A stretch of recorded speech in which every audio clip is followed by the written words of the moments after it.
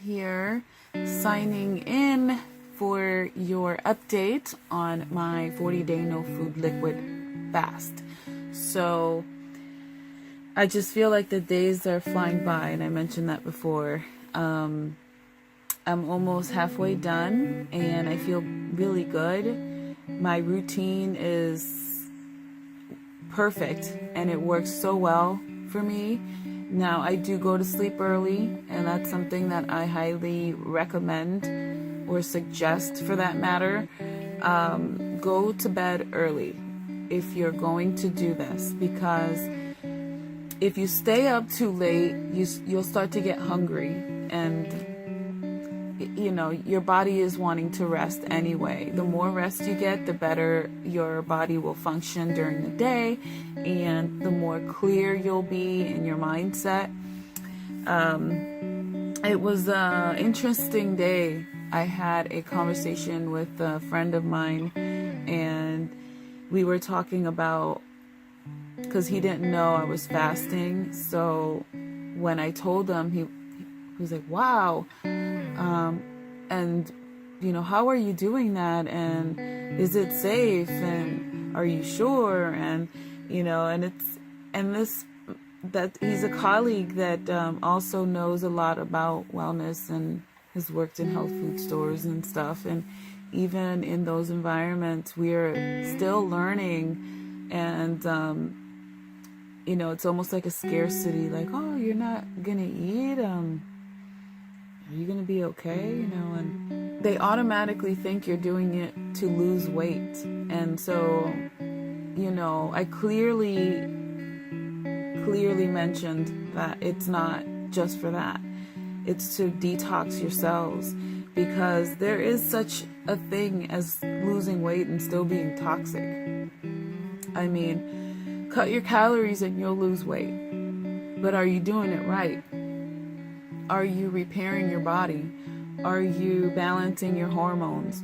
Are you taking enough minerals? Are you going to relieve your body from the mucus and the uric acid and the parasites?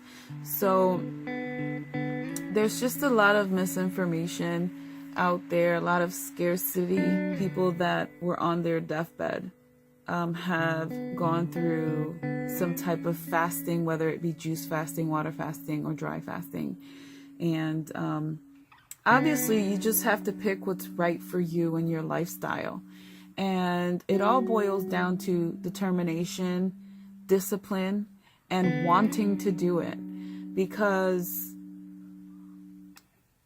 what changed for me when I started this was how my mind started appreciating food and the sacred time that you have with the relationship to food.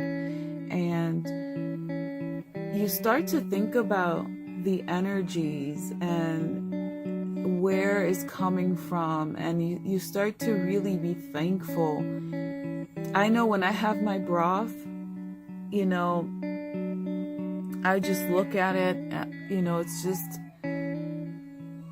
I'm just so grateful, and when you are fasting, you start to realize so much about yourself and how you function in the aspect of discipline and determination and goals, and you start to become clear.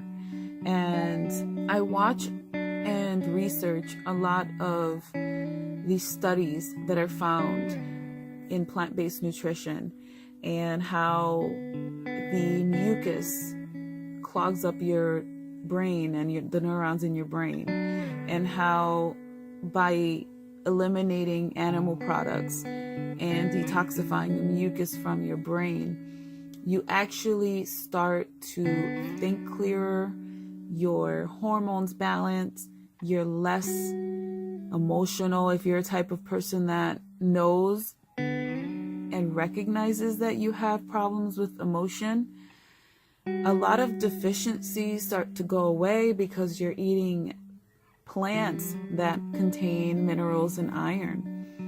And a lot of people are deficient in iron, believe it or not. I mean, I look at cells under a microscope, and that's how I pretty much can tell if you're full of toxins or if you're deficient in nutrients.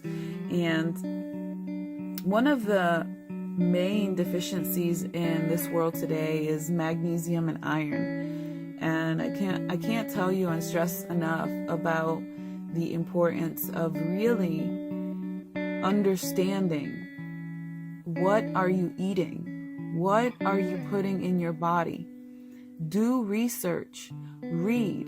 Don't just take it for face value of what you were spoon-fed. Even nutritionalists don't know what they're talking about. They're just repeating what they read in a textbook. And a lot of people, they have a hard time in being wrong. They have a hard time in being wrong. And even people I worked with, you know, I don't push my ideals or my belief system on food and things like that on people, but I am open to a conversation. And I've always been the type of person that if I was wrong about something, then I want to know why I was wrong and what is the right information. And right now, if you are embarking in wellness and you're wanting to become clear and clean, I'm not talking about just weight loss or muscle gain or lifting weights or running. I'm talking about the functionality of the cells in your body and your lymphatic system, the sewage that is in the lymphatic system. That's what most people that are unhealthy and they end up getting, you know, diseases,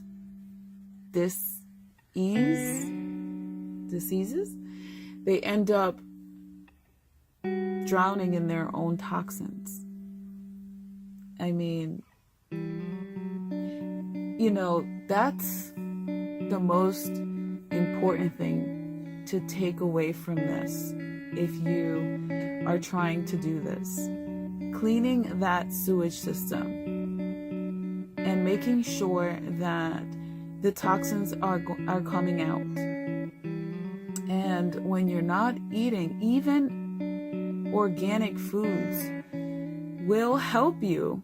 But if you've had problems in the past, chronic issues, digestive issues, deficiencies, anything that is not in line with being a healthy person, then you have backed up toxins in your lymphatic system that need to come out.